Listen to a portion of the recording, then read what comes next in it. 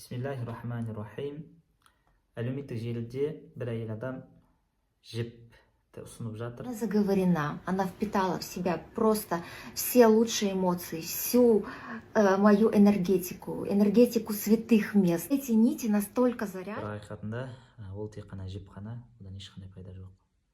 Бұрындары арабтар да ислам дініне келместен бұрын сондай жіптерді тағып, сол жіп бізді сақтайды, бізге ем болады деп сондай сенімде тағатын болған. Содан кейін ислам діні оны жоққа шығарды. Пайғамбар салам айтады, кім сондай жіпті ілсе, фәлә атамаллах дейді. Алла оған оны тәмам қылмасын дейді. Яғни оған берекет бермесін деген сөз. Керісінше ол жіптер бізге пайда емес, зиян алып келеді.